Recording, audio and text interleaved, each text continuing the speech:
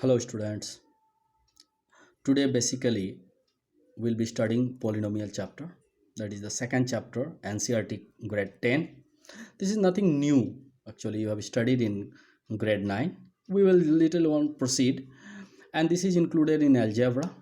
So what new thing you will be studying in this polynomial chapter? One thing you will study is the zero of a polynomial. Zero of a polynomial. So generally the zero of a polynomial, actually if the polynomial, suppose p of x is given as any quadratic polynomial, suppose this, and if you will plot this on a graph, then something you will go get a parabolic shape in this manner. So the point where it intersect, very important, the point where it intersect x-axis, here you can see it has intersected at 2 points. Did not need to care about y-axis, no, because the variables are in x. So where it has intersected x-axis, that will be its zero of this polynomial. So if it is a quadratic, the degree is 2, you can see here, that means there will be 2 zeros.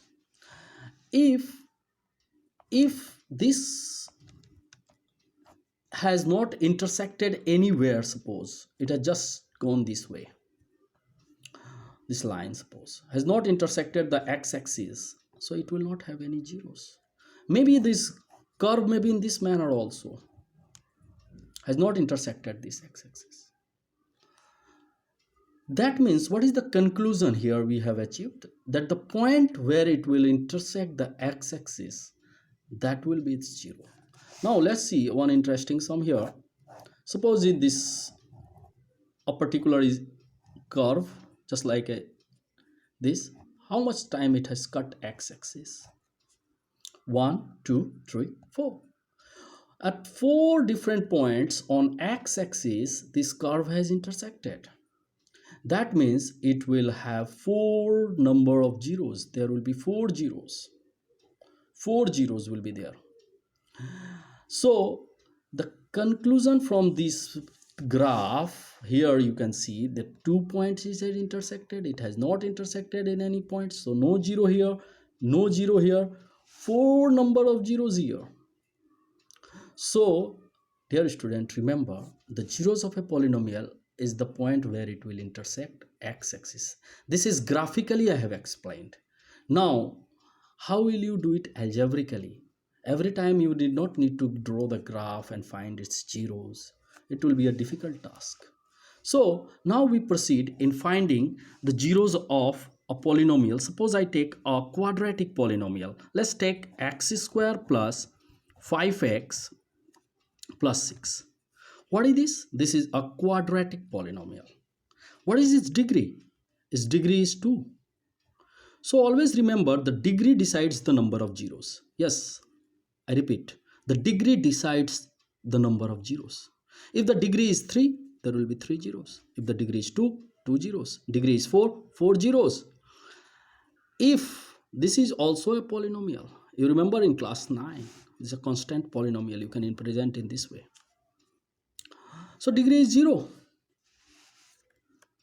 So if the degree is 0, there will be no zeros of this polynomial. It will be not defined at all. So what will be the zeros of this polynomial? Then the easy method is to split its middle term. That means 3x plus 2x plus 6. If you split the middle term of this and then just simplify and take the common, what do you get? You see here, you got 2 factors.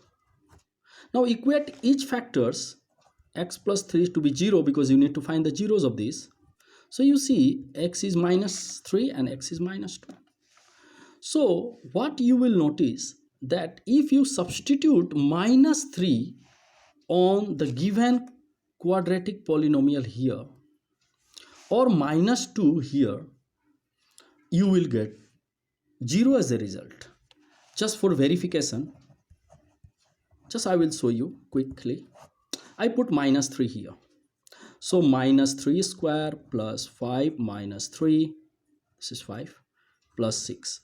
So minus will be square will be plus, and 3 square will be 9, and this is plus minus minus, 3 5 is 15 plus 6. So you can always understand these two are positive, 15 and minus 15. Answer is going to be 0. Similarly, you can verify yourself by taking minus 2 here and put it substitute here. You will get 0. That means what are the zeros of this quadratic polynomial? Minus 3 and minus 2 are the zeros of these quadratic polynomials.